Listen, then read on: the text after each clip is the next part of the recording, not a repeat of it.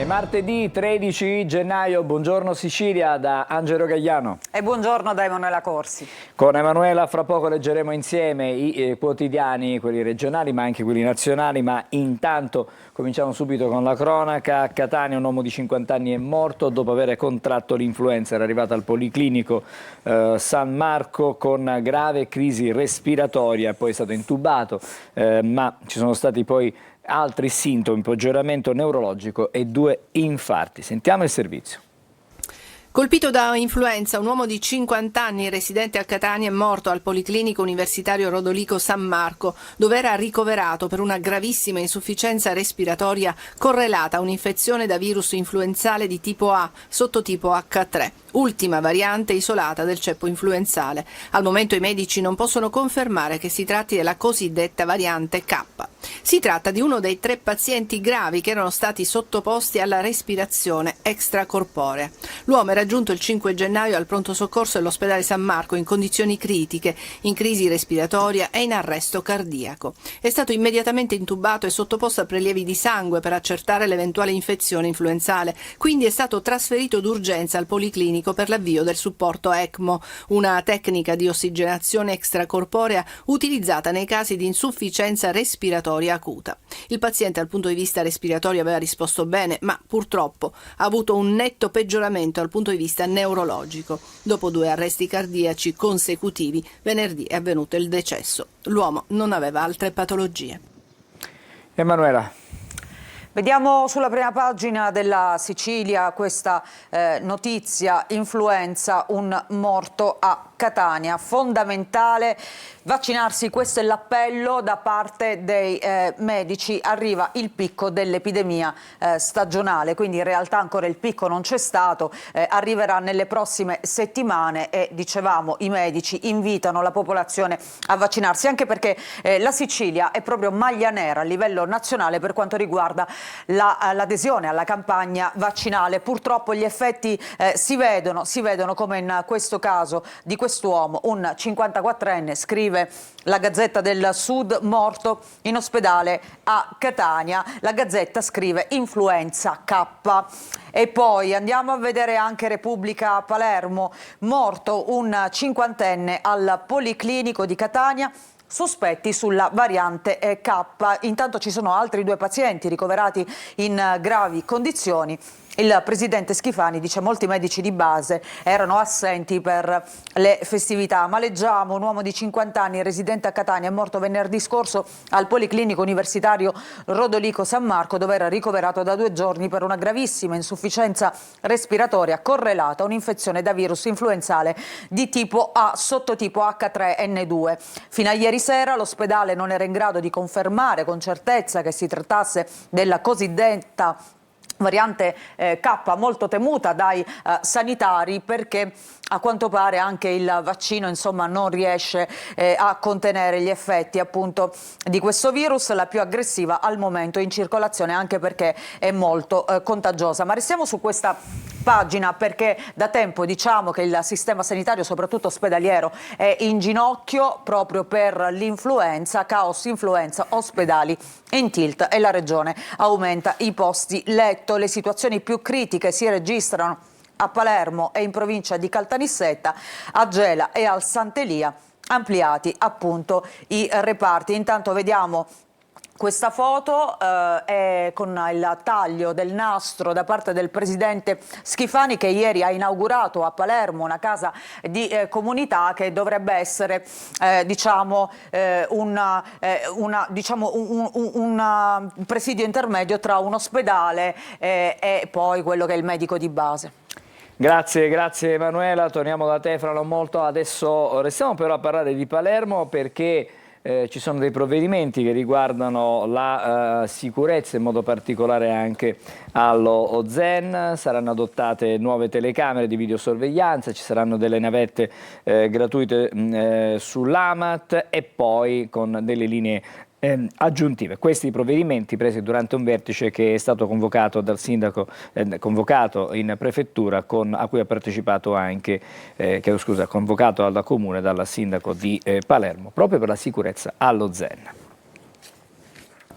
In una Palermo violenta dove furti e rapine sono all'ordine del giorno e dove si sono registrati 4 morti tra giovanissimi, tra zone rosse istituite nel centro storico per bloccare l'ingresso di soggetti pericolosi, c'è un'emergenza nell'emergenza ed arriva dallo Zen, un quartiere ribattezzato Polveriere e balzato agli onori della cronaca dopo gli spari alla parrocchia di San Filippo Neri. E proprio in parrocchia si sono riuniti Giovanni Giannalia, gli assessori comunali, i presidenti delle partecipate del comune, il comandante della polizia municipale Angelo Coluccello, cittadini e rappresentanti di associazioni che operano nel territorio. La risposta è stata immediata: spazzamento, bonifiche, navette gratuite all'interno del quartiere, nuovi dispositivi all'interno di autobus a tutela di utenti e conducenti e 200 nuove telecamere per la videosorveglianza. Entrare nel cervello di questi ragazzi ci vuole soltanto il Signore, quindi si può riuscire. Io quello che sto facendo è i passi dovuti davanti a una situazione del genere. Dallo Zen al centro storico, ostaggio anche in questo caso di delinquenti che prendono di mira turisti o ristoratori. Da qui lo sfogo a Buongiorno Sicilia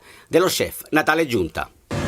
Io non posso entrare, no Maranza, occhiali Cartier, barba da delinquente, con la nona, tu qua non sei gradito, non devi entrare. Quella di Giunta non è solo la provocazione, tanto che ha deciso di stampare questi adesivi per proporli gratuitamente ai colleghi esasperati come lui. No Maranza. Ciao. Emanuela. Vediamo sulla Sicilia, anzi, il comune si riunisce allo Zen. Insisteremo l'incontro con le partecipate per pianificare gli interventi nel quartiere. L'opposizione più spazio ai servizi sociali. E poi vediamo sempre su questa pagina c'è un altro articolo, Don Giannalia, appunto il parroco dello Zen è in America, era tutto programmato, il parroco dovrebbe mancare per 2 settimane. Qualcuno si è chiesto come mai appunto fosse andato in America, però lui ha detto era già un viaggio programmato. Ricordiamo che proprio Don Giannalia è stato vittima di intimidazioni. Il prete dello Zen appunto mancherà dalla parrocchia per 2 settimane a causa di un viaggio programmato per l'America. Ieri il parroco ha partecipato alla riunione con il comune. Andiamo a vedere anche Repubblica Palermo, spazzamento, acqua, navette, l'impegno del comune per lo Zen, vertice convocato dalla Galla con i presidenti delle municipalizzate a San Filippo Neri. Don Giannalia in America ha trovato un pupazzo intanto impiccato accanto alla chiesa, quindi un altro atto intimidatorio. E poi divelta e rubata una pensilina AMAP.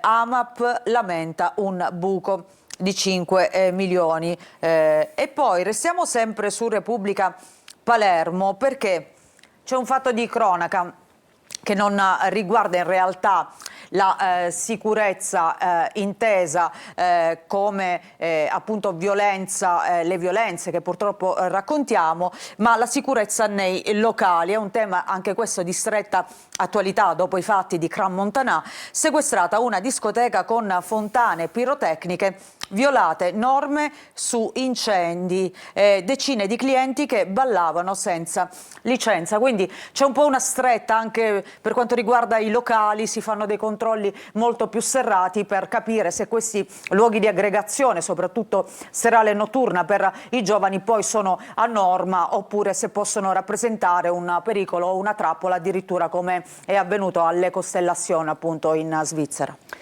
Il tema della sicurezza riguarda e investe anche Siracusa, la sua provincia. Nelle ultime settimane c'è stata una escalation di intimidazione a commercianti, sono stati furti con spaccata. Tutti chiedono più controlli perché insomma, uscire di sera diventa pericoloso. La sera le risse che si vedono in giro, i negozi, le vetrine divelte, quindi sicuramente una maggiore presenza da parte dello Stato sarebbe gradita in questo periodo soprattutto. Ci sono furti, aggressioni e per questo motivo chiediamo maggiore sicurezza. Dall'entroterra alla costa, dai furti con spaccata per svaligiare i bancomat alle intimidazioni ai commercianti. Nel siracusano è allarme sicurezza e la richiesta è una: più controlli anche durante la notte. Sta capitando ovunque la sera che c'è meno sicurezza. non si riesce, diciamo, a uscire con quella tranquillità anche per farsi una passeggiata, anche portare giù il cane, perché magari non sai anche chi incontri. A mio avviso sarebbe necessario un po' incrementare il controllo, installare sicuramente più videocamere di sorveglianza anche nelle zone più trafficate della città. Già qualche settimana fa in prefettura si era deciso di intensificare i controlli, almeno in città, ma questo sembra non aver intimorito la criminalità. Così, soprattutto chi ha un'attività commerciale vive nella paura. Forse serve ancora di più intensificare questo, sappiamo che però ci sono delle difficoltà di organico e quindi questo magari può favorire o può dare una minore percezione del controllo del territorio. A breve comunque si riunirà di nuovo il Comitato per l'Ordine e la Sicurezza Pubblica e sempre nei prossimi giorni potrebbe esserci anche una manifestazione di piazza organizzata dalle associazioni anti-racket. Intanto di questa escalation criminale è stato informato anche il ministro dell'Interno Piantedosi.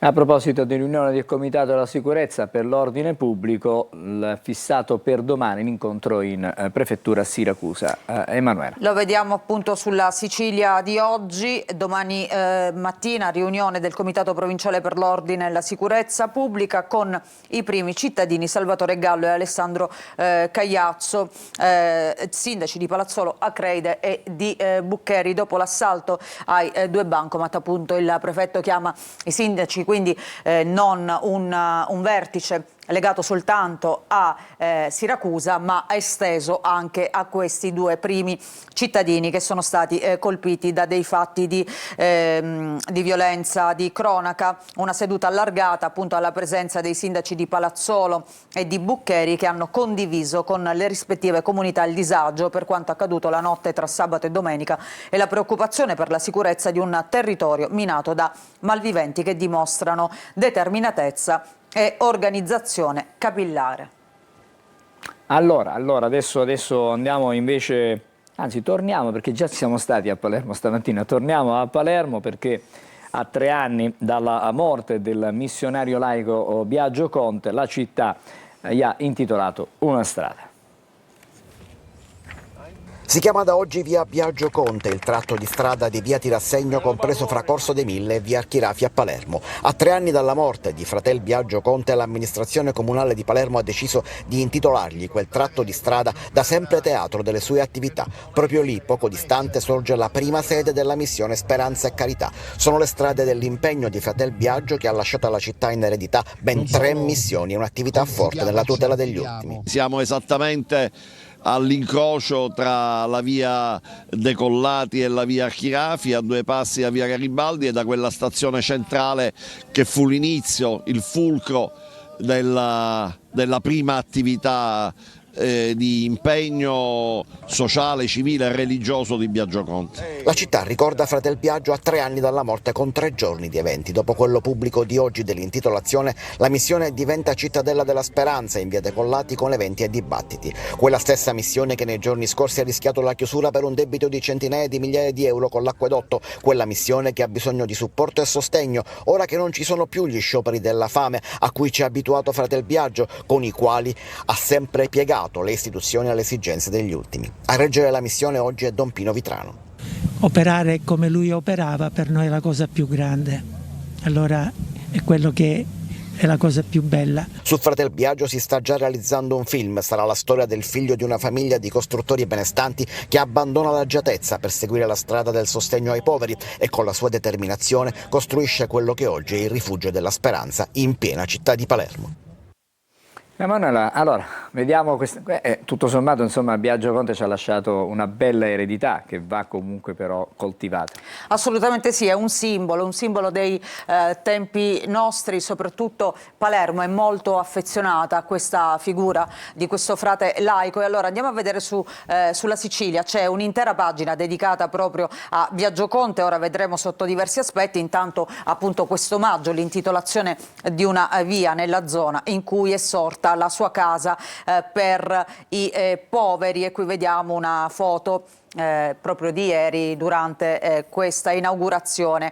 Domani e l'arcivescovo di Palermo, Corrado Lorefice, celebrerà una messa nella struttura di via Archirafi, la messa proprio per Fratel Biagio alle 17:30. La celebrazione si svolgerà nella chiesa Casa di Preghiera per tutti i popoli all'interno della missione di Speranza e Carità. E poi andiamo a vedere invece più su, perché c'è un film che verrà dedicato proprio alla figura di Biagio Conte, e c'è il racconto della regista Costanza Quatriglio oggi sulla Sicilia. Biagio Conte ha fatto la storia della città, quindi insomma Palermo è veramente molto affezionata a questa figura. Intervista, dicevamo, a Costanza Quatriglio, regista del film per la televisione sulla vita del compianto laico. La sua vita è una grande responsabilità, il suo insegnamento è presente come i problemi che ha cercato di lenire. Queste sono state appunto le parole. Qui vediamo una scena di Sul cammino di Francesco, si chiamerà così appunto questo film. E poi ancora l'associazione Agisci, un post sui social che celebra le gesta del missionario. Allora, adesso ci occupiamo invece di basket, ma è una nota negativa, anzi direi proprio disastrosa per la Trapani Shark, perché ieri è arrivata la decisione dell'esclusione dal campionato di Serie A 2025-2026, dopo le recenti, insomma, bruttissime figure rimediate prima in campo internazionale in Champions, poi nell'ultima partita diciamo di campionato, con praticamente un'insufficienza di giocatori per restare in campo. C'è anche una multa di 600.000 euro, ha annullato tutte le partite svolte fino a questo momento giocate dalla Trapani Shark. La società al momento resta comunque attiva, però non potrà più partecipare al campionato, ma sentiamo questo servizio. Finisce nel peggiore dei modi la vicenda legata alla Trapani Shark, la squadra di basket del patron Valerio Antonini, che da settimane fa i conti con diversi punti di penalizzazione in campionato a causa di irregolarità amministrative nei pagamenti di ritenute e contributi. L'ultimo atto arriva dal giudice sportivo che ha escluso la Trapani Shark con effetto immediato dalla Serie A di basket 2025-26. Questa è la decisione dopo quanto accaduto nella gara di sabato fra il Granata e Trento, e preso atto sia del rapporto della gara redatto dal sostituto procuratore federale, sia dalla precedente rinuncia da parte del club alla partita contro la Virtus Bologna. La misura è stata decisa in seguito alla mancanza di uguaglianza competitiva. Il giudice ha quindi disposto l'esclusione della Trapani Shark dalla partecipazione al campionato di Serie A per la stagione in corso, ha annullato tutte le partite sin qui disputate dalla Shark, ha combinato un'ammenda di 600.000 euro e al patron Valerio Antonini inflitto un'inibizione di 3 mesi. Ha disposto la trasmissione degli atti alla Procura federale per gli eventuali accertamenti di competenza. Il campionato della Shark era iniziato con 4 punti di penalizzazione, frutto di irregolarità amministrative relative al corretto adempimento dei versamenti IRPEF e INPS. A novembre poi un ulteriore punto di penalizzazione e altri 3 a fine dicembre per irregolarità amministrative nell'iscrizione al campionato 2025-26. Il 9 gennaio poi un altro -2. Brutta storia, un patrimonio diciamo che adesso non c'è più. Speriamo che qualcuno possa in qualche modo rilevare quantomeno la società e ridare slancio alla Trapani Shark. E di fatto però al momento è calato il sipario per quanto riguarda il glorioso basket appunto a Trapani. Trapani Shark esclusa dal campionato, siamo su Repubblica Palermo, un danno d'immagine incalcolabile. Magaddino, ultimo presidente della 1, un grande dolore, la bandiera Martin cancellata, la storia. Qui vediamo appunto una desolante immagine del palazzetto dello sport di Trapani con gli spalti vuoti. Il sindaco Tranchida, col quale i rapporti non sono stati idilliaci soprattutto negli ultimi tempi proprio con Antonini. Chi semina vento raccoglie tempesta. È un chiaro riferimento al presidente appunto della società di basket, ma la città saprà rialzarsi i nostri valori hanno radici profonde. E poi c'è un commento in questo articolo di Massimo Norrito: le lacrime dei bambini, macchia che non si cancella. Il giornalista si chiede: tutti contro Antonini, possibile che lui non abbia fatto nulla? C'è stato un momento di grande esaltazione nei confronti, da parte della città, nei confronti di Antonini, e poi invece un cambio di opinione radicale proprio nei confronti del presidente, non solo del basket, ricordiamo anche della squadra di calcio, appunto del Trapani. Anche il Trapani diciamo, rischia, ha già subito 2 penalizzazioni, adesso in piena zona play-out, navigava in zona play-off, il rischio che un eventuale altro deferimento possa anche eventualmente cancellare anche il campionato del Trapani. Possiamo finire la rassegna stampa, abbiamo un paio di minuti per vedere le prime pagine. Sì, vediamo le prime pagine, Angelo. Allora, Repubblica Palermo, c'è la politica in primo piano, regione, duello sulla sanità, la DC chiede di tornare in giunta, grandi manovre nel centrodestra per il nuovo governo, gli alleati a Schifani, fuori Faraoni, il partito di Cuffaro oggi incontra il presidente, poi corruzione al via l'udienza sul caso Amata, uno degli assessori che salterà appunto in questo rimpasto di giunta. E poi vediamo anche la prima pagina della Sicilia, anche qui la politica in primo piano, linea dura di Fratelli d'Italia sui big imputati, tra cui appunto proprio l'assessore Amata. E così per Schifani il rimpasto slitta da Roma, arriva l'input meloniano, barricate per nessuno, compreso Galvagno, anche lui finito al centro di alcune inchieste, rinviato a giudizio. E poi la DC si compatta e adesso pressa Palazzo d'Orléans per tornare in giunta. Andiamo a vedere anche la prima pagina di Catania della Sicilia, con il tema dei rifiuti in primo piano, la raccolta differenziata che rallenta nel capoluogo etneo e nella provincia si ferma al 55,4%. Ispra fotografa un fenomeno che va di pari passo con il calo della popolazione. E poi in via Calliope, rogo di rifiuti, ricordiamo via Calliope che spesso abbiamo documentato anche nei nostri servizi, diventa una discarica a cielo aperto, appunto rogo di rifiuti sventato dalla polizia locale. E poi vediamo questa fotonotizia, la Civita, i residenti contrari alla passeggiata turistica, i dubbi esposti all'assessore alla viabilità San Giorgio. Andiamo a vedere il giornale di Sicilia, Zen, l'acqua si paga alla mafia, business per Cosa Nostra e buco da 5 milioni per l'AMAP nel quartiere Frontiera, dove ieri c'è stato appunto questo vertice per adottare un nuovo piano per la sicurezza e poi una strada per Biagio Conte, la missione non si ferma, intitolato al protettore dei poveri, un tratto di via Tiro a Segno. Andiamo a vedere velocemente anche la Gazzetta del Sud, sono tante le notizie nazionali e internazionali che approfondiremo tra poco. Intanto vediamo il maltempo, il nodo del sistema di allerta. Ricordiamo che il maltempo dei giorni scorsi si è abbattuto soprattutto nel Messinese, dove ci sono stati diversi disagi e danni. Subito una bypass a Massa San Nicola. Ieri a Palazzo Zanca il sindaco Basile ha presieduto un vertice dopo l'ondata di maltempo dello scorso weekend, e qui vediamo un tratto della provinciale 45 che è franato proprio per il maltempo. Vi faccio vedere un'ultima notizia sempre all'interno della Gazzetta del Sud, perché si torna a parlare dell'ospedale di Patti, del reparto di ortopedia. Il caso dell'ortopedia di Patti finisce in commissione all'ARS. Dopo il blitz all'ospedale Barone Romeo del deputato regionale di Controcorrente Lavardera, i vertici ASP e l'assessore Faraoni sono stati convocati. I nodi di un reparto fondamentale. È assurdo che un DEA di primo livello, che in un DEA anzi si offrono solo servizi ambulatoriali e piccoli interventi in day hospital. Ricordiamo che questo reparto era finito sotto inchiesta con un uomo che si era recato lì per una frattura ad una caviglia ed era stato ingessato con il cartone. Quindi Va bene, grazie Emanuela. Fra poco torniamo da te per vedere le prime pagine e non solo nazionali con gli approfondimenti. Adesso uno sguardo alla viabilità. Come sempre a quest'ora del mattino cominciamo con il Tondo Gioieni. Vedete, la situazione sembra abbastanza scorrevole, non ci sono particolari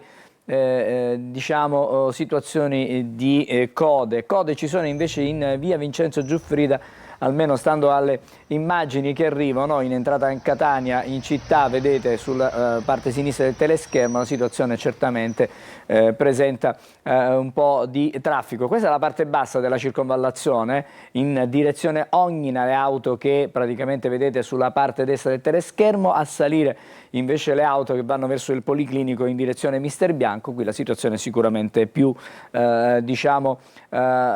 trafficata. L'Etna ci mostra in queste immagini che c'è un po' di emissione di gas dai crateri sommitali. Adesso non vediamo proprio la parte alta del vulcano, che invece osserviamo da questa immagine che ci arriva da Taormina, il golfo di Taormina e l'Etna, che tutto è nevato, e vedete per l'appunto c'è questa attività di degasazione che si può osservare. Ci fermiamo qui, c'è una piccola sosta con la pubblicità e poi torniamo per le altre notizie, soprattutto per leggere insieme i quotidiani nazionali.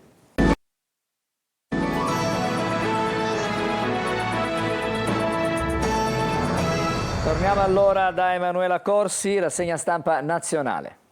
Sì, partiamo da una notizia che era attesa da tanto tempo, la liberazione di Alberto Trentini, il cooperante italiano che si trovava nelle carceri venezuelane assieme a Mario Burlò, l'imprenditore Mario Burlò. Appunto entrambi ritorneranno a casa. Allora vediamo l'apertura del Corriere della Sera: Trentini libero, grazie Italia. Le prime parole dopo la scarcerazione: posso fumare, ha detto, rilasciato anche l'imprenditore appunto Burlò. Il ritorno a casa del cooperante veneziano dopo 423 giorni di prigionia. E poi la telefonata di Mattarella alla mamma. C'è anche un'intervista con il vice premier Tajani oggi sul Corriere della Sera. Una nuova stagione, ha detto, sì al dialogo con Caracas. E poi retroscena: richieste, contatti, svolta, i 14 mesi della lunga trattativa che ha portato appunto alla scarcerazione di Trentini e Burlò.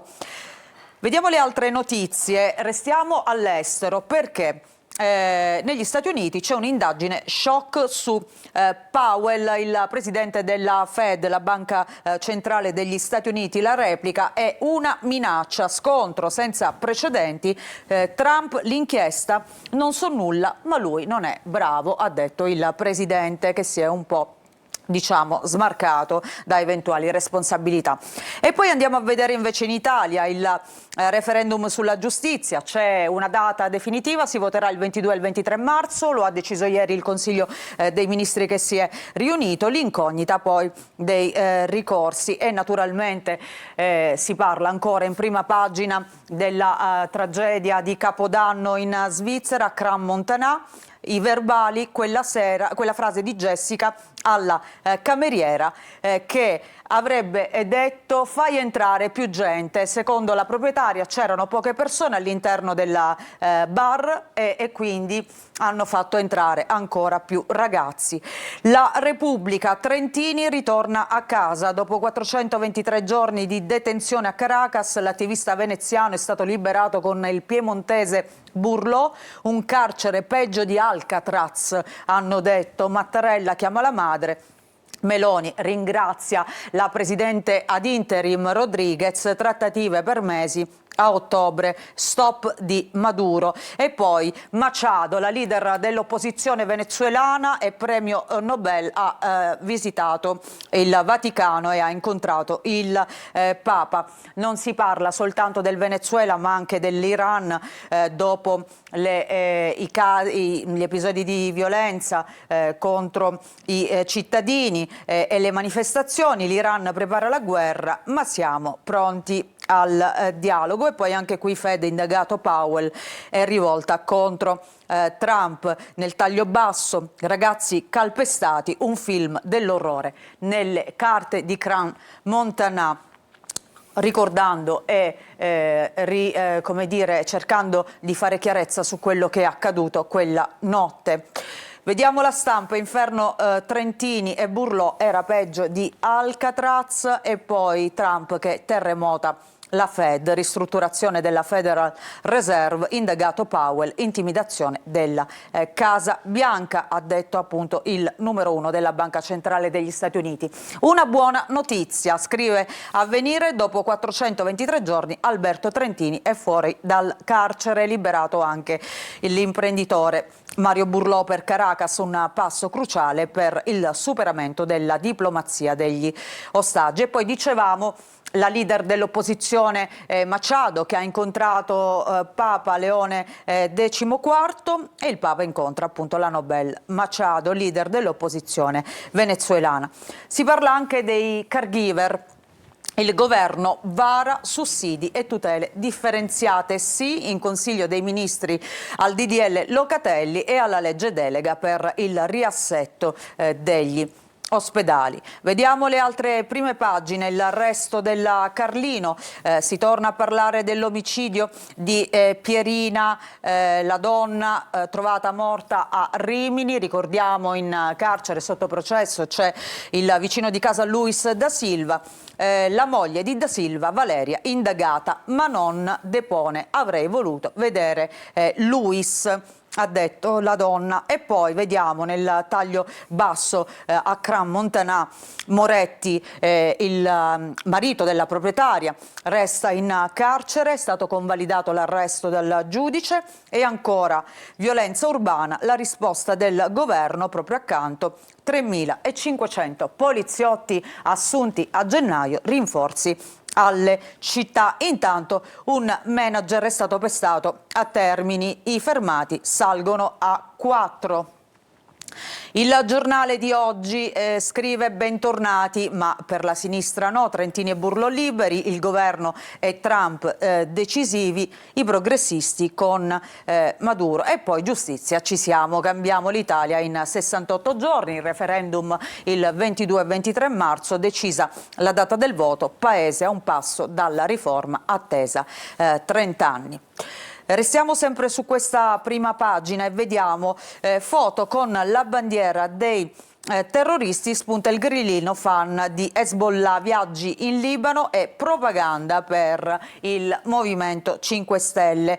Per quanto riguarda la pagina dello spettacolo, Zalone è il più visto di questo periodo al cinema, ma è malvisto dai soliti radical chic. Checco Zalone batte Checco Zalone, il suo ultimo film Buen Camino supera ogni record, è la pellicola italiana con il maggior incasso, alla faccia dei radical chic, scrive appunto il giornale. Vediamo il Sole 24 Ore.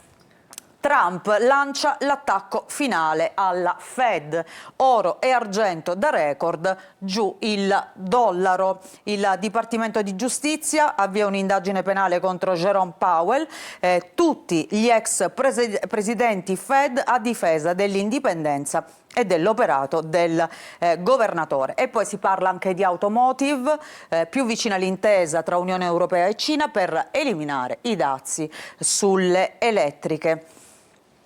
Andiamo al Fatto Quotidiano, il governo mente, il CSM è il più severo d'Europa, crolla anche la balla dei magistrati impuniti. Il governo intanto ufficializza il 22 e 23 marzo, il comitato scrive al Colle l'Italia punisce ogni anno lo 0,5% delle toghe, mentre in Spagna lo 0,2% e in Francia lo 0,1%. Vediamo Libero a proposito di toghe e governo. Sequestrate 1 milione all'ANM. Alcuni magistrati critici sull'utilizzo dei fondi associativi sono pronti a chiedere il congelamento delle somme usate per la battaglia antigoverno sul referendum. Il Consiglio dei Ministri decide poi le date appunto del voto, che saranno il 22 e il 23 marzo. Vediamo il secolo XIX, anche qui il tema della giustizia e del referendum. Il governo apre la corsa, referendum il 22 e 23 marzo, ma si parla anche di calcio. Vediamo questa notizia, questa fotonotizia. Genoa vittoria 3-0 ed estasi, riesce l'aggancio al Cagliari. Ancora il Riformista. 70 giorni all'alba, scrive il quotidiano, referendum al voto il 22 e 23 marzo, a Firenze riunita la sinistra del sì, ma nel PD c'è aria di ricorso al TAR. Velocemente vediamo ancora un paio di notizie. Dicevamo la situazione in Iran, oggi la vediamo in primo piano sul Manifesto. Il Buco Nero scrive: in Iran la reazione del regime è spietata, si contano centinaia di morti, gli ayatollah chiamano la piazza patriottica, il presidente degli Stati Uniti minaccia ancora l'intervento armato, ma intanto tratta per il petrolio e la protesta nel paese appunto iraniano non si ferma. L'ultima prima pagina, Angelo, sì. Vediamo la Gazzetta del Mezzogiorno, perché purtroppo in Italia si contano ancora morti sul lavoro, morire di lavoro, titola così oggi la Gazzetta appunto del Mezzogiorno. Ilva, caduta fatale per un operaio di 47 anni ed è sciopero, ma si parla anche di quel vigilante brindisino che è deceduto a Cortina per il troppo freddo e c'è un indagato. Grazie Emanuela, ci ritroviamo con te più avanti nel corso della nostra trasmissione. Adesso facciamo una breve sosta e poi torniamo ancora insieme. Ci sarà il primo ospite in studio, parleremo della manovra fiscale, della manovra diciamo della legge di bilancio del 2026. A fra pochissimo.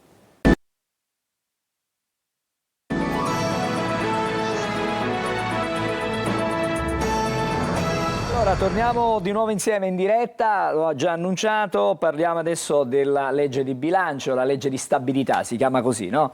Prima era la manovra economica, la finanziaria, cambia sempre, continuamente. Buongiorno alla dottoressa Marilu Fragalà.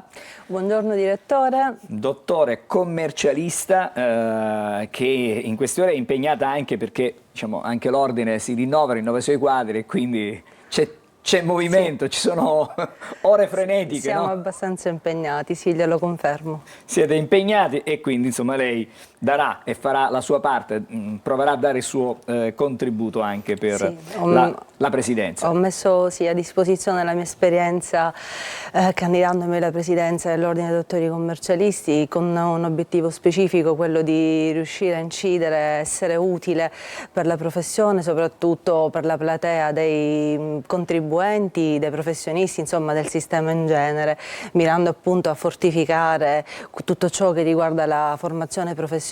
Infatti il senso anche di questa mia partecipazione odierna appunto è questo, di rendere quanto più fruibile l'informazione nei confronti dei contribuenti, quindi parlando in un modo semplice, con un linguaggio scorrevole, di modo che queste norme articolate, complesse, che fanno si possano tradurre. Testa, devo dire, no? Sì. C'è la nuova manovra, è stata licenziata diciamo, dalle due Camere, è stata approvata, è diventata legge. Che cosa cambia? Allora, sostanzialmente la legge 199, con riferimento a questi aspetti che incidono nella vita personale dei contribuenti, hanno messo a punto una serie di misure. Ecco, mi riferisco in particolare che la norma, sappiamo bene, un articolo con n comma, quindi insomma è abbastanza articolata. Ci andiamo a concentrare sulle misure fiscali che hanno inciso sulla vita in particolare. Di tutti noi, quotidianamente, in ogni momento della nostra, non dico della nostra giornata, ma siamo, voglio dire, siamo nella settimana, non mancano le tasse da pagare in un modo o nell'altro. E quindi cominciamo dall'IRPEF. Sostanzialmente la manovra di bilancio incide sia in modo diretto che in modo indiretto sul sistema di tassazione, lavorando sia dal punto di vista di retribuzione e sia dal punto di vista di tassazione. Quindi lei insomma inquadra, fa il focus sull'IRPEF, quindi l'imposta sul reddito delle persone fisiche, che vede una variazione per quanto riguarda la fascia intermedia. Mi riferisco alla fascia di reddito che va dai 28.000 ai 50.000. Qual è la novità? Che vi è una riduzione di 2 punti percentuali sull'aliquota che si va a applicare. Ma che se noi quindi... facciamo un esempio concreto, sì. Che cosa significa? Ipotizziamo un reddito di 28.000 euro e un reddito di 50.000 euro. Parliamo Perfetto. sempre all'ordo, no? Stiamo Certo, parlando sempre di lordo. Come incide e quanto incide? Allora, incide in questo senso, naturalmente trattandosi di un'imposta progressiva per scaglioni, naturalmente il risparmio fiscale va perequato in base allo scaglione di reddito e quindi lavorando solo su questa fascia da 28 a 50.000 supponiamo di avere un reddito di 40.000 euro, fino a 28.000 euro noi applichiamo l'aliquota base che è quella del 23%, sul differenziale, esatto, l'aliquota dello scaglione successivo avremo risparmio fiscale oggi con questa nuova tassazione di 240 euro. Passando ad un reddito più elevato, quindi andiamo su una fascia di 50.000 euro, su un reddito di 50.000 euro, questo vantaggio aumenta e quindi passa da 240 a 440. Aumenta per una questione matematica, perché il 2% calcolato su, che ne so, 12.000 euro e X, mentre calcolato su 22.000 euro già diventa un po' diversa la cifra. Ma non è solo questo, diciamo, che incide, non è solo la questione della tassazione con riferimento allo scaglione. Le misure sono state strutturate in modo da andare a incidere sulla busta paga, come lei mi diceva prima, toccando altri aspetti della retribuzione. E cerchiamo di spiegare di inquadrare e come leggere poi anche la busta paga. Certo, è abbastanza complicato leggere la busta paga. facile. Anche per gli addetti ai lavori. Quello che potrebbe interessare ai nostri ascoltatori è che c'è stata una riduzione, diciamo, generale di tutte le componenti di reddito che vanno a incidere sulla busta paga. Ad esempio i premi di risultato vedono ridotta la tassazione dal 5 all'1% e vedono innalzato l'importo sul quale questa aliquota può essere applicata, che passa da 3.000 a 5.000 per esempio. Così come ad esempio gli aumenti contrattuali che sono stati realizzati nell'arco dell'ultimo biennio, oggi possono essere, a seguito di un'istanza da parte del lavoratore dipendente, assoggettati a un'imposta sostitutiva agevolata del 5%, così come diceva prima lei in apertura, tutti i premi e tutte le indennità che sono collegate al lavoro notturno, al lavoro a ore e al lavoro anche festivo vedono ridotta l'aliquota, quindi con un'applicazione del 15%, anche in questo caso si tratta di un'imposta sostitutiva, ma questa volta il governo si è sforzato di andare oltre, incide anche sul lavoro straordinario, perché è prevista una finestra che va dall'inizio di gennaio fino al 30 di settembre, entro la quale diciamo, le indennità che vengono corrisposte per lavoro straordinario svolto in giornate festive o per lavoro notturno saranno agevolate mediante l'erogazione di un ulteriore surplus del 15%, quindi pari al 15% della retribuzione lorda, che non andrà a costituire reddito imponibile. Insomma, ci sono diverse misure.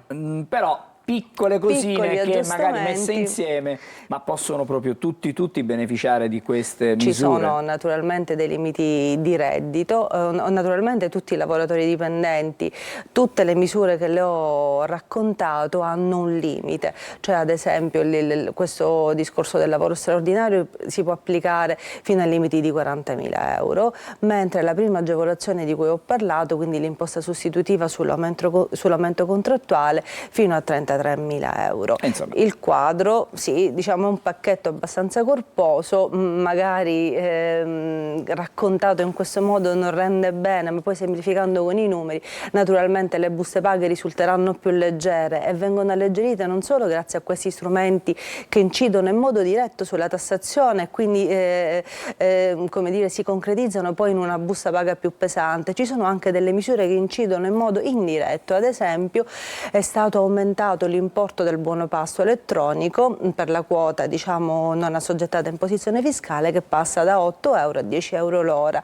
Sono piccoli aggiustamenti, ma diventano significativi nell'ottica di un quadro generale, così come anche potrebbe essere inteso come significativo l'innalzamento della quota di deducibilità dei fondi pensione, cioè quindi dei contributi versati, contribuzione integrativa, che passano dagli attuali 5.164 a 5.003. Perché questo diventa significativo?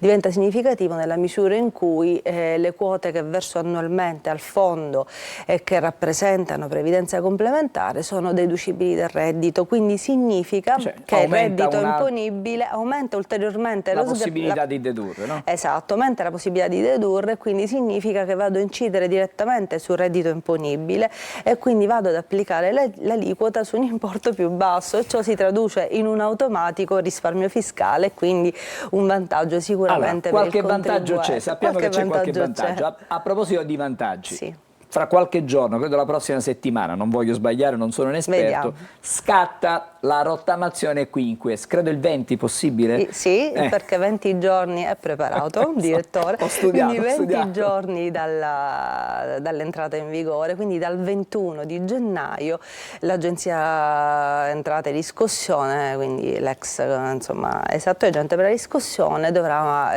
rendere la procedura e la modulistica per poter accedere a questo istituto, che quindi rappresenta anch'esso un'ulteriore misura, un ulteriore elemento a supporto della platea dei contribuenti. Siamo già arrivati alla versione quinquies, quindi insomma ce ne sono state di rottamazioni. Ce ne sono state di rottamazioni. Il senso qual è? Quello di mettere il contribuente nelle condizioni di poter mettersi in regola. Infatti questa rottamazione che si riferisce fondamentalmente a chi ha decaduto dalle precedenti rottamazioni. Qual è il senso? È quello appunto di ridurre la pressione sul contribuente. Infatti il vantaggio consiste nel pagamento rateale della sola quota capitale e degli aggi, quindi delle quote che riguardano la riscossione, eliminando interessi e sanzioni. E sono una bella parte. Che sono una bella parte, e quindi l'istanza da presentare entro il 30 di aprile con due momenti significativi. Un primo momento, e qui chiamo in ballo i professionisti che saranno tenuti a fare le loro valutazioni di opportunità, perché andranno a verificare il debito residuo del singolo contribuente e valutare, e questo mi riferisco soprattutto ai contribuenti decaduti, se vi sono le condizioni per potersi rimettere in carreggiata, perché naturalmente è importante non tanto aderire quanto poi riuscire a prestare fede al piano che si è sottoscritto, perché ricordo che è soggetto a decadenza nel caso in cui poi non si dovessero pagare due rate oppure la rata finale, e quindi sostanzialmente si va a perdere il beneficio. La particolarità è che questa rottamazione ha un arco temporale più lungo, quindi il carico viene distribuito in un modo diverso rispetto a quelle precedenti. 9 anni, 54 rate. Quindi si potrebbe, bisogna vedere anche il debito che si ha, certo, però si possono fare anche delle piccole rate in modo tale da non incidere su quella che può scegliere sul numero delle rate, il contribuente potrà decidere se andare a pagare una sola rata oppure fare un piano rateale scegliendo fino a 54 rate, quindi fino al 2035, quindi insomma sicuramente questa è una misura che può dare un respiro tanto ai cittadini contribuenti comunque quanto alle imprese, perché naturalmente insomma è un po' dura riuscire. Speriamo che un po' tutti ci si riesce insomma a mettere in linea, in regola, così non si hanno più queste preoccupazioni, perché poi sono delle preoccupazioni, i debiti sono delle preoccupazioni, perché poi scattano anche dei provvedimenti che possono variare, sono tante. Procedure esecutive. Sono tantissime davvero. Grazie, è stata davvero preziosa nelle sue informazioni, grazie alla dottoressa Marilu Fragalà, dottore commercialista. La aspettiamo magari nei prossimi giorni per raccontarci come sta andando questa rottamazione, ma perché no? Potrebbe essere un'idea. Grazie. Con piacere, grazie direttore. In bocca al lupo, grazie Viva ancora. Ci fermiamo e poi fra poco parliamo di altro, parliamo dei Salesiani. Andremo a San Cataldo, ma restate insieme a noi dalla loro missione, la missione dei Salesiani. Ben ritrovati da Sofia Inglese di Trebi Meteo. Ci attende un martedì con aumento della copertura nuvolosa al centro-nord, specie sull'Alto Tirreno e sulle pianure delle regioni settentrionali, con la possibilità di qualche nota instabile all'estremo nord-est e sul Levante ligure. Per il resto invece sole con temperature in ripresa. Sulla Sicilia infatti splenderà il sole nella giornata di martedì, i venti inoltre saranno in graduale attenuazione con mari con moto ondosi in diminuzione e temperature in aumento con valori fino ai 15-16 gradi. Nel corso della giornata di mercoledì sulla Sicilia continuerà a splendere il sole e i cieli infatti risulteranno sereni o poco nuvolosi con venti deboli e mari calmi o poco mossi, temperature che non subiranno particolari variazioni. Per tutti i dettagli in merito alle vostre località vi invitiamo a restare aggiornati come sempre scaricando e consultando l'app di Trebi Meteo. Bene, buongiorno ancora e bentornati a Buongiorno Sicilia. Come anticipato adesso parliamo della missione salesiana. Vedo già collegati, sono con noi Don Edoardo Cutuli, buongiorno e benvenuto, direttore della comunità salesiana San Cataldo. Buongiorno. Non lo sentiamo, magari apriamo l'audio, perfetto. E grazie ancora anche a Totò Iacona, che è presidente dell'Unione Ex Allievi San Cataldo. Ben trovato. Buongiorno a voi e grazie per l'invito. Grazie a voi per essere con noi. Siamo qui perché nel fine settimana che ci siamo lasciati alle spalle, diciamo San Cataldo ha avuto la possibilità di accogliere Don Fabio Attard, che è l'11° successore di Don Bosco e anche il rettore maggiore della congregazione salesiana. Non è la prima volta però che c'è stato questo incontro con la comunità di San Cataldo. Mi riferisco e mi rivolgo a Don Edoardo Cutuli. Bene, evidentemente è stato un evento straordinario per noi poter aver accolto questo nostro successore, 11° successore di Don Bosco. Un evento straordinario che ha coinvolto non solo la nostra comunità educativo-pastorale, ma anche tutta intera la cittadinanza. È stato straordinario questo momento perché ha concluso una preparazione e poi un'esecuzione di un anno intero di festeggiamenti per il nostro centenario. Vado da Totò Iacona, che rappresenta gli ex allievi dell'Unione di San Cataldo. Cosa significa avere vissuto, avere provato questa esperienza come allievo nella comunità dei salesiani? Insomma, si fa gruppo, si fa aggregazione, ci sono diversi momenti, no? Si parte da ragazzini perché ci sono gli oratori e poi si continua da grandi con le scuole e poi anche tutto quello che c'è dopo. È una bella esperienza di vita. Esattamente, dice bene, la nostra attività, la nostra casa è una casa che è nata come oratorio.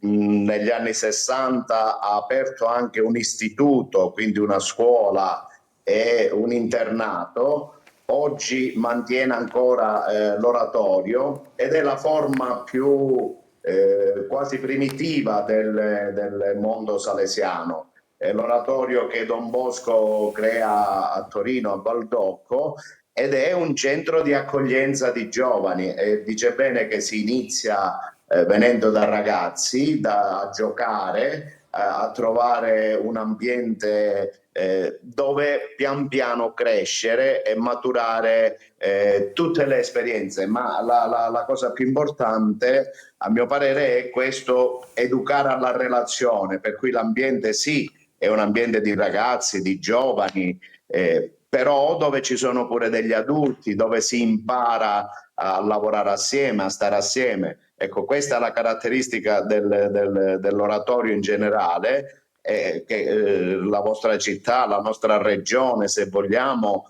conosce molto bene, perché la presenza salesiana a Catania per voi, ma in tutta la Sicilia, è caratterizzata appunto da questo aspetto di apertura verso la città e verso il territorio. Don Cutuli, guardi, la domanda che mi viene immediata sentendo anche signor Iacona, perché si è perso il ritrovarsi all'oratorio. L'oratorio aveva una funzione, una missione sociale, ha una missione sociale, una riscoperta dell'oratorio potrebbe in qualche modo dare una mano nella riscoperta di valori importanti che ormai praticamente la nostra società ha persa. Oggi i giovani spesso sono protagonisti di episodi di violenza, anche gratuita, spesso, anzi quasi sempre gratuita. La cultura dell'oratorio in questo senso può avere una missione importante. Senz'altro l'oratorio ha una sua identità specifica.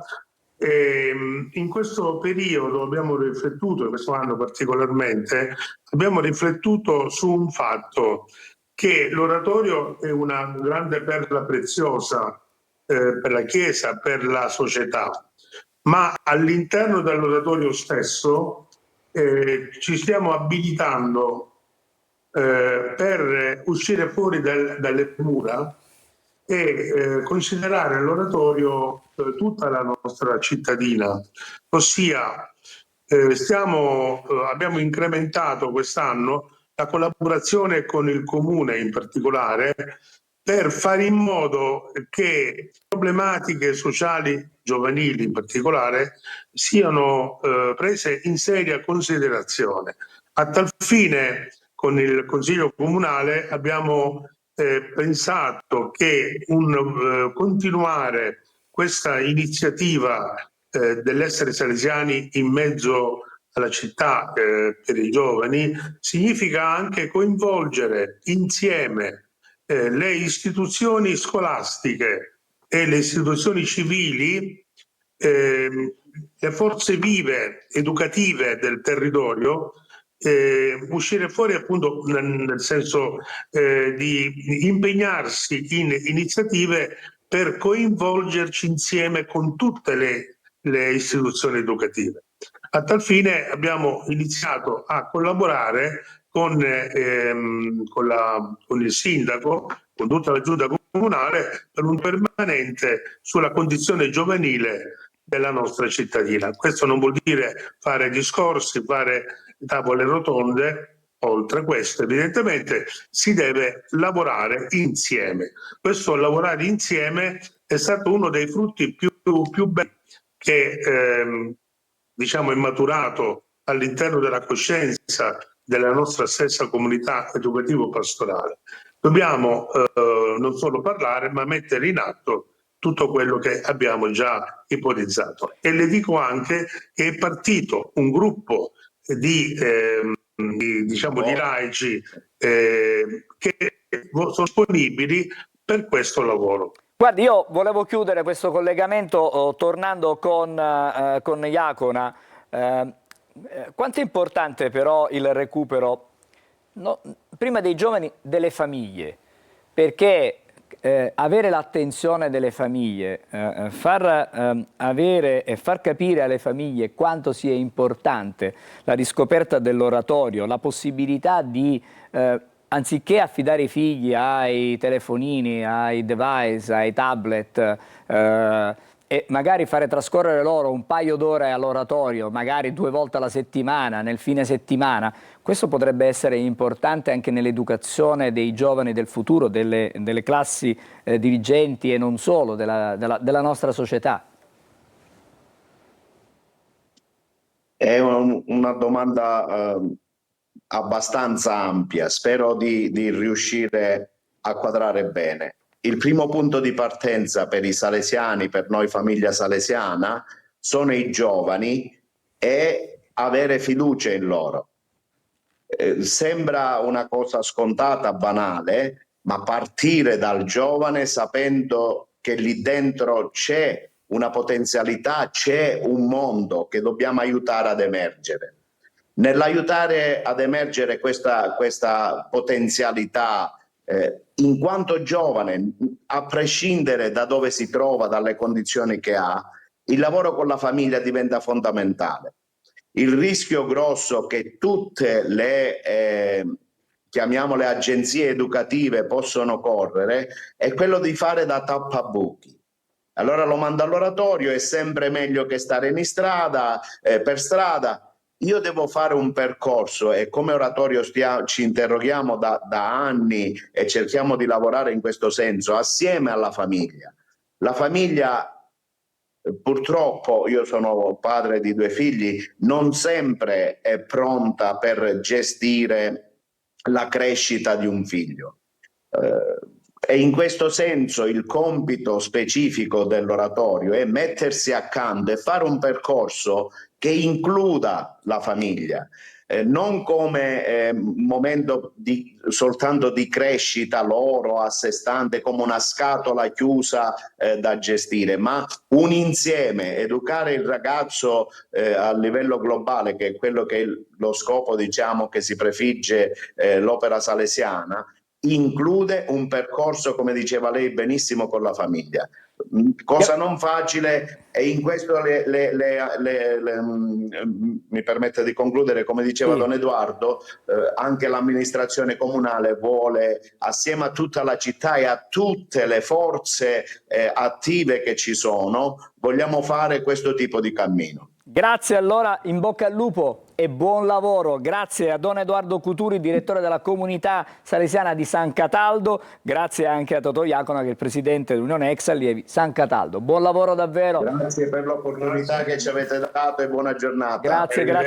Grazie anche a voi. Adesso ci fermiamo, altra breve sosta e fra poco andremo a Palermo. Vedo già collegato il nostro Marco Gullà, siamo nella sede della Lega Nazionale Dilettanti del calcio siciliano. Fra poco sarà con noi anche il presidente Sandro Morgana. Tutto questo fra pochissimo.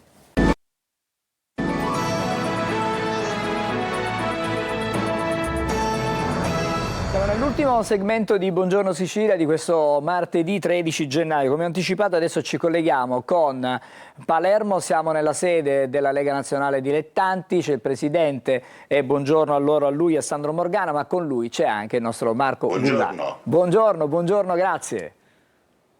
Buongiorno Angelo, buongiorno a tutti i nostri telespettatori. Sì, in compagnia del presidente Sandro Morgana, un attimo che aggiusto anche l'inquadratura, che noi facciamo tutto a Buongiorno Sicilia e vogliamo soprattutto parlare di Sicilia calcistica, presidente, perché è un dato che lei ha più volte evidenziato, sottolineato nel corso anche dei suoi interventi, è quello che comunque la Sicilia sul tema della violenza nel calcio, nella violenza anche contro gli arbitri, è sicuramente una regione virtuosa. Non lo diciamo noi, lo dicono i numeri, presidente. Sì, adesso siamo da un paio d'anni, già dall'anno scorso, veniamo considerata regione virtuosa complessivamente, perché alla fine del girone di andata quest'anno, se facciamo un rilevamento semplicemente in relazione alle violenze nei confronti degli arbitri, quest'anno e alla fine del girone d'andata c'erano stati soltanto 4 casi. Questo non significa nulla, perché il tema della violenza è un tema sempre attuale, che non dobbiamo mai trascurare, non dobbiamo mai abbassare il livello di guardia, perché in qualsiasi momento può capitare l'incidente, può capitare qualcosa che viene a turbare la nostra serenità, quindi stiamo sempre attenti. Abbiamo adottato misure molto Quali sono le misure che avete Sì, sono sempre di 2 tipi, una che è propria, diciamo così, della giustizia sportiva, che è tendente all'assunzione di sanzioni disciplinari molto dure, molto importanti nei confronti di chi commette atti di violenza. L'altra invece è quella propria di un comitato regionale, di un presidente che deve assumere decisioni importanti e che deve pensare non tanto alla repressione di questi fatti, ma alla prevenzione, quindi all'educazione ad un diverso tipo di sport, di calcio, cioè soprattutto a trasmettere un messaggio che sia un messaggio positivo, attraverso il quale si fa comprendere a tutti che lo sport è salute, benessere, è stare insieme, rispetto degli altri, ma non certamente violenza. violenza. Per questo abbiamo costituito dei nuclei presso ogni delegazione provinciale, non ci limitiamo a monitorare gli episodi di violenza, ma mettiamo in atto tutta una serie di iniziative tese ad incontrare gli arbitri, a parlare, a stare insieme, a confrontarci, a dialogare, perché attraverso il dialogo, attraverso la conoscenza, anche la conoscenza delle regole, si superano questi problemi.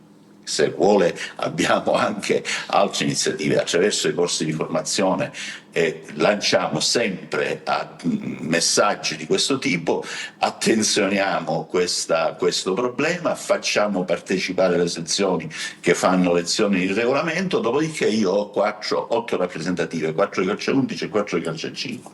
Ho detto a questi ragazzi che loro sono i miei ambasciatori, gli ambasciatori presso le società, per trasmettere un messaggio semplice, cioè che il comportamento in campo di questi ragazzi poi si riflette sulla presenza e rappresentazione, che per loro è molto importante. Se uno di questi ragazzi ha una squalifica che supera le 2 giornate, viene estromesso dalla rappresentativa, e questo è un discorso che loro devono, come dire agli altri: avete visto, ci siamo comportati male, siamo fuori.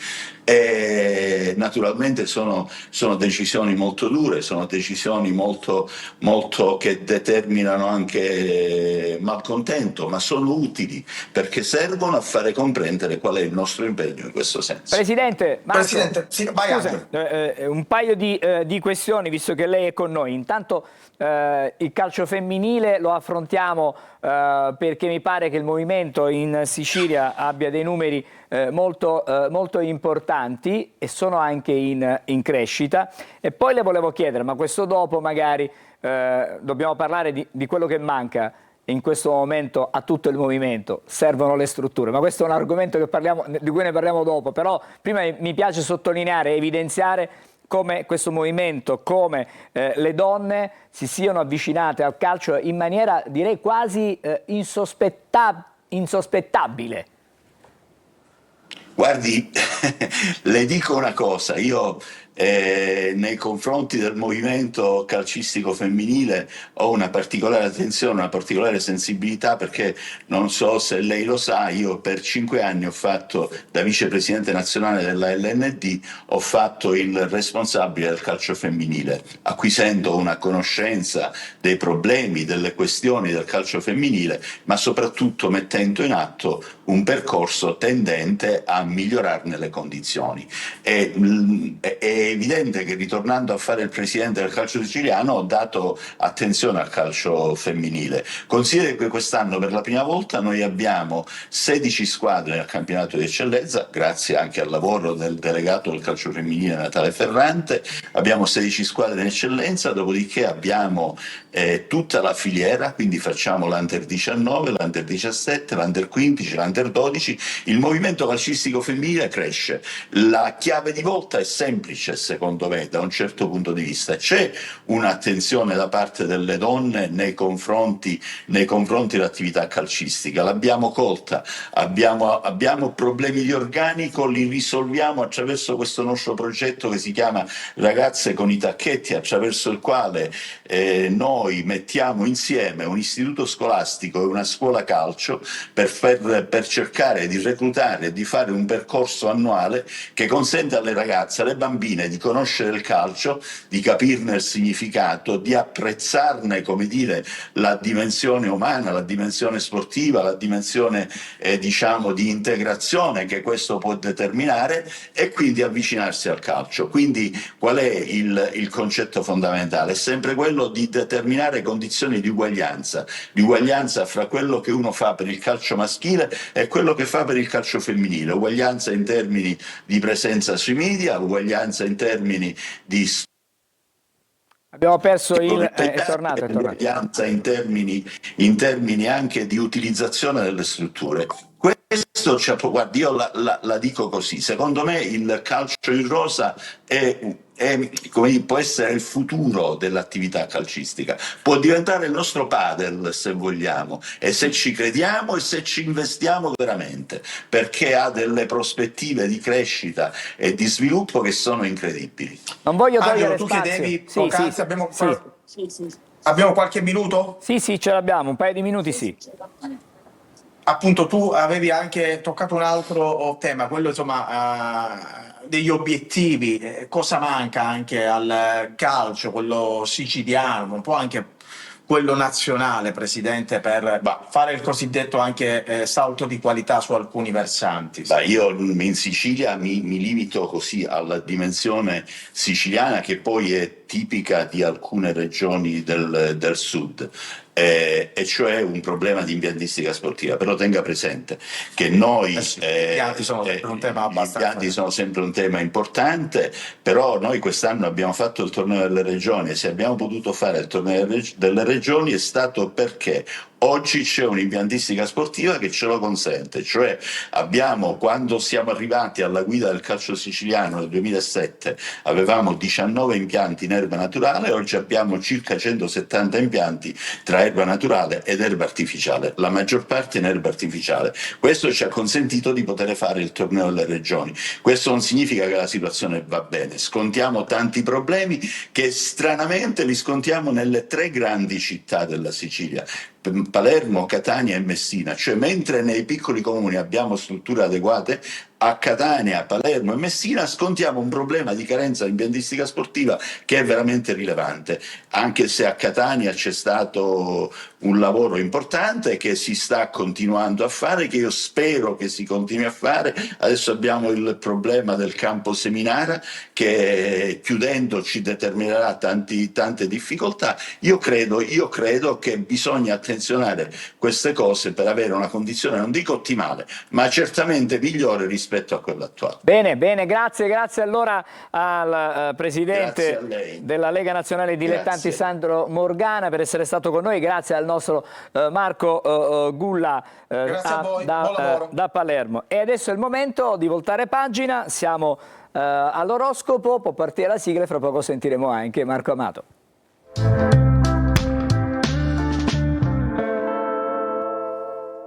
Buongiorno Marco e bentornato, ben ritrovato, buongiorno Sicilia.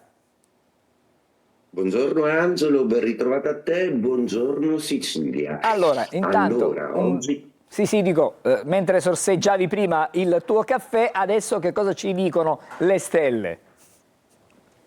Ebbene, oggi volevo parlare di un qualcosa di particolare, ovvero del signor David Bowie, che ha molto colpito un po' il dettame del Capricorno. Il Capricorno che a volte sembra spesso un po' rigido e austero, a 10 anni dalla sua scomparsa ancora si parla di lui, del barone, meraviglioso comunque anche la citazione di James Hudson che lo ricorda in Labyrinth. Il Capricorno è il segno delle regole e della tradizione, ma nel segno del Capricorno è il pianeta Urano, quello dell'originalità e della stravaganza. Unendo i dettami Capricorno e Acquario, ecco che David Bowie è stato un grandissimo precursore, batterista e polifonista, musicista e cantautore e anche attore. Lo ricordiamo come uno che quando recitava sembrava essere in vacanza. Andiamo alle stelle di oggi e vi racconto di una luna che arricchisce col suo trigono con Giove proprio i segni d'acqua: Cancro, Scorpione e Pesci. Quindi in bocca al lupo a questi 3 segni zodiacali che oggi godono di particolare fortuna. E quindi Ariete, le vostre ambizioni soprattutto lavorative sono assolutamente caldeggiate, quindi dateci dentro e premete sull'acceleratore. Toro, per voi è il tema del benessere quello centrale, per cui riuscirete oggi a trovare dei sistemi, anche affidandovi a delle terapie alternative, per risolvere qualche problema cronico. Gemelli, la vostra mania di esternare un po' troppo a volte potrebbe creare qualche qui pro quo, per cui siate un pochino più diplomatici, anche se credete fortemente nelle soluzioni che avete attuato. Cancro, oggi siete uno dei segni più fortunati, la luna, il vostro timone, in trigono dallo Scorpione con Giove, vi arricchisce, magnifica e vi espande. Leone, un po' di ridimensionamento per voi, perché i pianeti sono un po' troppo distanti e sembrano farvi coraggio nel migliorare, nell'evolvere, ma anche limando alcune parti del vostro essere. Vergine, ottima la disposizione della luna e di Giove, soluzioni che arrivano anche tramite amici o o tramite accordi che si fanno in gruppo. Bilancia. Per voi oggi è una giornata in cui i pianeti in Capricorno pesano un po' di più, ma la Luna vi offre una soluzione affettiva. Qualcuno di vicino a voi saprà darvi l'assist giusto. Scorpione, protagonista della giornata con questa Luna e questo Giove, anche voi molto espansi. Sagittario, per voi Giove che scalpita attacca 4 pianeti in Capricorno, per cui oggi c'è bisogno di un po' di calma e di non essere proprio sempre sul chi va là. Capricorno, ottima disposizione anche la Luna è con voi, ma sono soprattutto i trigoni col pianeta Urano che tendono a determinare una grande riuscita, quindi siate veloci e immediati. Acquario, per voi oggi è tutta una sorpresa, proprio perché sarete one man show, ovvero quelli che fanno da soli. Stupite tutti ancora una volta, ottimo in amore. Pesci, anche voi protagonisti della giornata con degli splendidi aspetti di Saturno e Nettuno. Giove vi fa amministrare anche qualcosa di importante oggi, prendere decisioni e gestire meglio la vostra risorsa finanziaria. E detto questo, auguro a tutti i segni zodiacali una splendida giornata. Ciao Angelo e buongiorno Sicilia. Grazie Marco, ci ritroviamo ovviamente domani, buongiorno anche a te. Emanuela, torniamo ai quotidiani per le ultime pillole, curiosità, vedo spettacolo? Sì, spettacolo perché sono stati assegnati i Golden Globes e trionfano, siamo sulla pagina del Corriere della Sera, trionfano Una battaglia, Hamnet e Chalamet, le star con la spilla Be Good per la donna uccisa, ricordiamo, a Minneapolis dalla polizia. Allora vediamo questi trofei: miglior film drammatico Hamnet nel nome del figlio di Chloé Zhao, poi miglior film musical o comedy Una battaglia dopo l'altra di Paul Thomas Anderson, miglior regista Paul Thomas Anderson, e poi miglior attore protagonista di un film drammatico Wagner Moura per L'agente segreto, miglior attrice protagonista di un film drammatico Jessie Buckley per Hamnet, e poi invece miglior attore protagonista di un film musical o commedia Timothée